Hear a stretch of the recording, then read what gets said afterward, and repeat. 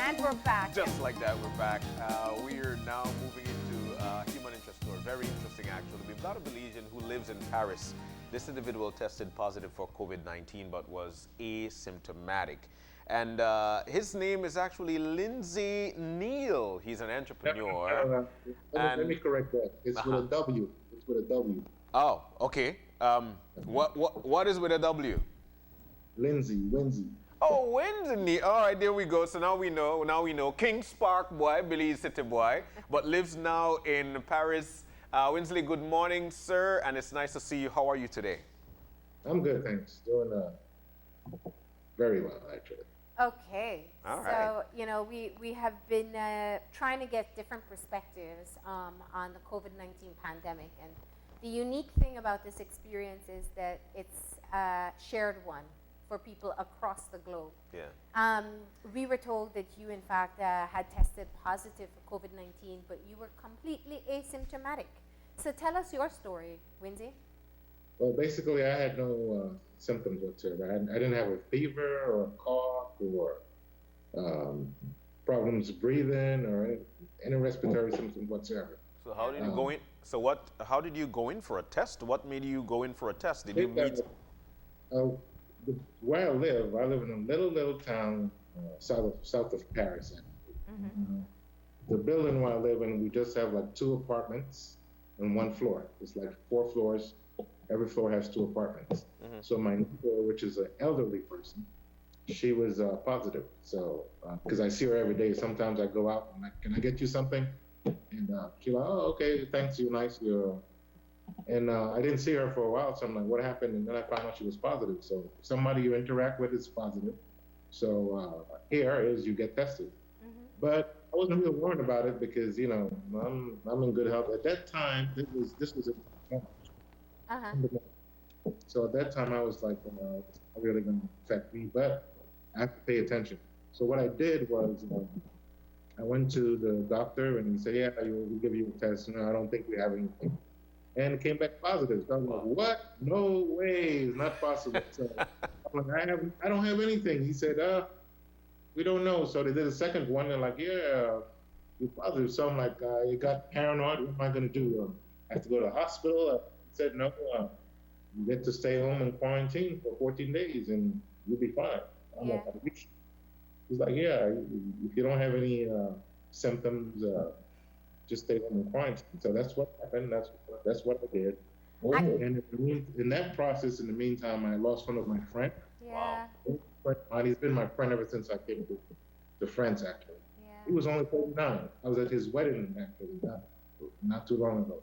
He was only 39 years old, so I could not believe. I'm like, what? How could he? And it's very quickly, he was positive, and 4 days later, he died. So. Wow. Wow. Did he have any other conditions, or is he a healthy guy? Well, speaking to his wife, that's what I was trying to find out, but he was never in the hospital, but he smoked a lot, so maybe. I'm not an expert, I'm not a doctor, I'm not a scientist, so maybe that's what happened. So I have, that's a possibility. So. You know, my condolences. Yeah, I mine think too. it's hard to lose people under these circumstances. I can only imagine how that may have perhaps made you even more fearful with a positive diagnosis. The problem with the coronavirus is a physical pandemic and psychological. Because if it doesn't affect you physically, it will affect you psychologically. I had to catch myself for one day. If I cough, I'm like, oh my goodness, what happened? Yeah. Not breathing, or if you know, if you sneeze, or you know, it's like psychological, right? And this is a time in France where there's a lot of allergies, right? You go sneeze, your nose is going to run, you know, that kind of thing. So that's what was happening. So I had to catch myself and said, okay, I'm in quarantine, and basically you have to wear masks. You've got yours. There you go. I always carry this. What is hand that? sanitizer, right? Hand sanitizer. Okay. Yeah. So I make sure I have all those things. Respect to respect what the regime is. Yeah. Because you know people don't understand. This is a very serious thing. Right? Yeah, it is. It's global. Yeah. And there's no, when I notified some of my family members and friends that I was positive, because I have friends all over the world, so they start sending me all these things: drink ginger, lemon, do this, go to church, pray, and I'm You like, find your listen, Vicks too?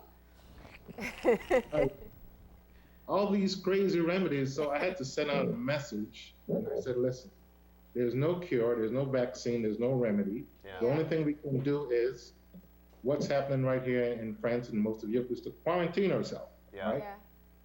And I want to stress so people could understand what that is. Yeah. France is one of the countries that has the strictest lockdown in Europe. You can only leave your house to go to the supermarket close to you and go to the pharmacy. You have to exercise is 1 hour, and you have to have a paperwork with you that if the police stop you, you have to say where you're coming from, what time you left, and so that they understand, how far you went or where you're coming from. Yeah. I tried that stop a few times. That was just to go to the supermarket, so I was okay. Yeah. Even though all that stuff is in place, up until 3 days ago, they were still losing 500 plus people a day. Yeah. Wow. Yeah. Wow. But No, Windsey, France has been seeing quite a lot Significant of amount of cases deaths, yeah. and a number of fatalities as well. And so, I think that you are right when you talk about the lockdown measures that are in place and just how strict it can actually be. But you are a classic example of why we must be this rigid with or self-care or self-protection. Yeah. Because you said you had absolutely no symptoms, nothing. There Yes, was and nothing that changed between healthy Windsey and To COVID-19 COVID-19 Windsey. yeah. Nothing. In the end, I guess when I really, about maybe 9 days after, I had a little cough. They always tell me to check for fever, and I never had a fever. So the problem is what I think, right? I'm speaking for myself. Yeah. I think a lot of people is infected, but they don't know that they're infected because they have no symptoms. Yeah. That's my belief. That's what I see. Because and I think that most of this stuff was diagnosed as because it came around the flu season, right?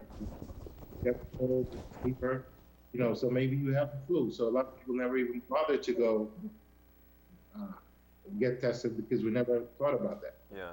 But that's my belief. That's what I think. A lot of people are infected. They don't know because they haven't gotten tested. So I believe that we have to test people as much as we can so that we know. I was listening to the lady who was speaking before you, Miss Audrey, Yeah. Yeah. and what the last part that she said is absolutely true. Because I got infected by this stuff, I sought to do research. And every pandemic that we have before in history, there's always the first wave, second wave, and third wave. And it's the second wave that kill a lot of people. It's not the first. Not the first. That was Because we all believe that, okay, yeah, it's past, we're going to be okay. And like, I see these people who are right now protesting to go back outside. to work. How are you going to go back to work if people are still dying at a high rate? Yeah. There's no control. There's no vaccine. If we have a vaccine, sure, take the vaccine, everybody go about their business. But there's not one right now.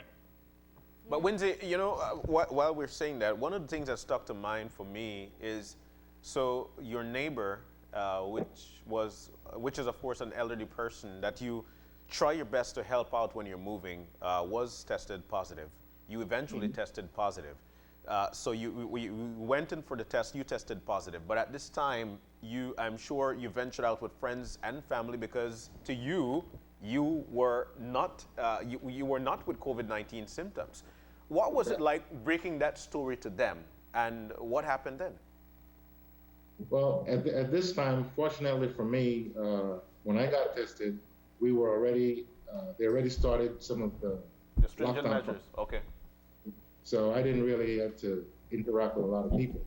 But the few people that I interacted with, some of them was positive, some was not. But the problem is, we don't know who infected who. Who infected who, or if it was my neighbor, because at this point I was between Belgium and Luxembourg and France. So could have been anywhere. Nobody knows who she got infected from. We don't know. Could have been a neighbor or someone at her group meeting that she goes to. So there's other people who's infected there also. So you understand, this is not, it's very difficult to go back and see where, unless you're at one place and do not move, and you have always been there, so you can say, okay, these group of people, somebody here infected them, and you can narrow it down to who. Yeah, yeah. So how long ago was it, and what's your stance right now? What's your prognosis? This was back in end of March, and after March 19th, I was negative. Yeah. I'm sorry, April 19th. Okay. So you did 2 weeks or 3 weeks of quarantine? I did actually 16 days. Yeah, 16 days. And you had to test negative once, twice? What was the protocol there? Once, and when I went to my doctor, again, just to make sure, because I asked just to make sure. Yeah. You know, we're talking about false negative, false positive. Yeah. So Yeah. you have to make sure. So I wanted to make sure. Yeah. What have you said something I think that's so important. There's also, you're sick, you're quarantined, and you're trying to keep yourself healthy and monitor your symptoms, but the mental strain that it can have, how it plays with your mind. You hear stories, especially there in France, of people losing their lives, of hospitals overwhelmed. You have a friend that's 39 that passed from away, this yeah. disease. How did you manage with your mental health? Like I said before when I was speaking, I said I had to catch myself. Yeah. Wow. Did you You know, talk we- to people? You make a cough. Oh, okay. Did my throat hurt? You know, did I have a breathe in deeply? Do I have problems breathing? So these are things that you constantly check up on. But Yeah. you know, it's just a psychological thing. Yeah. Right? Yeah. If nobody said that you're positive, you will never know. You go about your life, Regularly. Yeah. nothing happens, right? Yeah. But the minute that they tell you, then you're like, oh my goodness, okay, am I gonna be in serious problem, or what's gonna happen? You know, so these are the kind of things that plays in your mind psychologically. So, but fortunately, here in France, I have to take my hat off to them because the government here is well organized, right? Yeah. They give information every day at 8 o'clock at night. You understand what's going on, what's the new measures. Everybody get on television and speak, the Minister of Health, Yeah. even people who are opposite, you know, so you understand. Yeah. So I believe if you give people the right information, right, and don't play with this stuff, just say this is what's happening. Yeah. You know, we're big people, we're adults, right? Nobody has to be treated like babies. Yeah. If you give people the right information and explain to them what's happening, right? What's the best that they can do in a situation like this? Yeah. And 9 out of 10 times they will do the right thing. That's Yeah. like you guys were speaking just now. Not everybody in Belize is not respecting the restrictions. It's just a few people who want to be bad people. Yeah. Right? That's true. Unfortunately, those few people, if a couple of them is infected, can cause a catastrophe. You know, which leads me to ask the question, while you're there in France, we're sure that you keep abreast of situations back here at home, courtesy Channel 5, of course. What went through your mind about home and, of course, your family and how things are being done here? What are your thought process on this? Well, I communicate with my family in Florida. I have my dad actually in Florida who he's like the Belize expert, I should say. He's always every morning on the news in Belize. So he's watching. That's what you're saying. Yeah. Say good morning, Dad. He always calling. So that's my dad, Mr. Windsey Neal. So he's always talking to people there. So he's always up to date on what's happening in Belize. My mom, I spoke to her last week, so she gave me some updates. So we always have contact with the family, what's going on. Is your dad Belize Lenny? Yeah, that's my dad. Oh, okay. Okay. Yes, he's tuned in. I should have said Belize Lenny. Good morning, Daddy. Oh, imagine the smile on his face. I can imagine. But it's concerning. I think when you think of the asymptomatic cases, and your experience is really one that we can use to show that if you didn't go out and voluntarily get tested because you knew somebody was positive, you would have been walking around being what they call the silent spreader every time you go to the supermarket. No, what happened here in France, if you interact with someone who's infected, who tests positive, it's almost mandatory that you get tested, right? Because, chances are you will be infected if you interact with somebody. Yeah. But the problem is that I could have been infected before that. I don't know, because I had no symptoms. Yeah. Even after contact with her, I had no symptoms. So when I had spoke to my parents and told them and said I didn't have my mom, because my mom is a retired nurse. Most of my family, my mom's a retired nurse. I have a sister who's a BSN, an RN, who worked for the Department of Health in the U.S. So my family is in the medical field. So my mom did the questions, right? You have fever, you have cough, you have problems breathing. So I said, no, I don't have any of these things. I have no symptoms. So she said, So I've been keeping them update. And when I was negative, I told them, oh, thank God. So that's Sorry, go ahead. No, I was going to ask, what's the medical advice that you've received since you've tested negative? Well, like I said earlier, I said the doctor said, there's nothing you can do. Your body's going to fight it. It's going to go away. So quarantine yourself. Yeah. No, I mean, since you've been cleared of the virus, since you've tested negative. Right. Now, while it was positive, if I had to go out to the supermarket, I had to wear a mask. I had to wear my mask. Have they explained to you, sorry, what I'm trying to ask is, have they explained whether or not you can get reinfected again, or if you are still potentially a carrier? What do they tell you when you test negative there? No, they said that all indications are that nobody is actually safe. If you've been infected, you can get infected again. But like I said, this virus is so new, and it's a mutated virus that nobody have a very good, clear understanding of what this is doing or where it's going. All right. So that's what people needs to really pay attention to. Right now in Europe, you guys could check up on this because this is the next story that's coming because we're ahead of you guys. We have now in Italy, Switzerland, Spain, France, and the United Kingdom that we have babies who have a problem. They have symptoms like coronavirus, but it's not symptoms. It's not coronavirus. It's attacking their heart. So this is the next thing that's coming. Don't take my word for it. Because I'm just telling you what the information they give us here. Yeah. So you guys, these people, you can go look it up, and we'll see what's coming next. Wow. Some very alarming stuff there. But while we're here in Belize, most of us we need to stay at home, and you had to tackle this stay-at-home situation very stringently. What is your advice for people to do at home while they're locked up? Well, I don't think I'm a good person to talk about it. What did you do? I finished all my Netflix series. All right. I watch a lot of Netflix, but at the same time, I do a lot of exercise, calisthenics at home. Yeah. Okay. I get to go out. You can go exercise. Let me go walk. I go walk for an hour. Yeah. Okay. And come back. Try not to eat too much because that's what we do when we stay at home. Yeah, that's too late.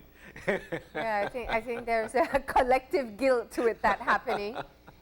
But if you have neglected to read anything in the past, use the time to educate yourself. Yeah. Right. There's a lot of things out there where we have a lot more technology right now. Yeah. So a lot of things that don't take people's word for granted. Look it up yourself. A lot of people are so lazy that they listen to all the propaganda that's going on. That's why they tell you to they don't take read. ginger and lemon and pepper and all this crazy stuff, all this crazy conspiracy. So, look up the stuff yourself, right? Read, educate yourself, find out the stuff that there's a lot of stuff out there. So what phase are you currently in terms of your lockdown? It's been almost 2 months, right? Yeah, we're May 11th going to be 2 months. Yeah. So May 11th in France, they are starting to lift not all, in gradual steps. Yeah. Okay. So your So- strict lockdown is for 2 months. Yes, we are. Exactly. No going out to cinemas, movies, parties, clubs, restaurants. Uh, there's only the supermarket that's open and the pharmacy. So you go buy your food, whatever medicine you need, get and go. Yeah. No restaurants, no deliveries, nothing. Well, yeah, you have deliveries. There's some restaurants that can only do deliveries. Yeah. Okay. But beside that, Nothing. And Wow. is there any indication if they'll extend beyond May 11th? Are they secure enough in where they are with the COVID-19 situation? well, the problem is right now, Germany started ahead of France. And they had about a week ago, and now they have an uptake in cases. So they're looking at that. So we're going to see what happens. So we have about 2 weeks to see what happens here. So we'll see what happens. I'm not sure if it's going to be extended or it can go a little bit longer. I'm really not sure. Yeah. All right. All right. Well, Windsey, I tell you what, it's actually nice to see you and nice to hear your story, and of course, nice to know that you're doing well. Okay, I think we lost the connection there, but just we want to say thank you to Windsey, who is in Paris. Yeah. And he was a COVID-19 patient, completely asymptomatic. And he talks about, once again, the strict lockdown they have there, and just how critical it is to be aware of the fact that you may have contracted COVID-19 disease and not know it. And Yeah. this is when it's extremely dangerous, because at this time, not knowing that you've got it, you're still socializing with your peers, which they tell you not to do, which you should not do, but you never know. And this is the reason why it's very important to go on out and get tested. If you feel that, not to go to the particular area, but if you feel that you've got these symptoms, then call the Ministry of Health. They will come to you and conduct the test. All right? Absolutely. All right, so we got to go ahead and take a break. When we come back, so what is quarantine life? Quarantine life is figuring out how to do all your self-care for yourself. We did do-it-yourself haircuts. Yeah, you know. Okay, and for men, we did do-it-yourself coloring for women. And now, ladies, I know if you're rocking acrylics or gel nails, they have definitely grown out by now. We have a professional to tell us what to do with our nails at home. That's coming up after the break.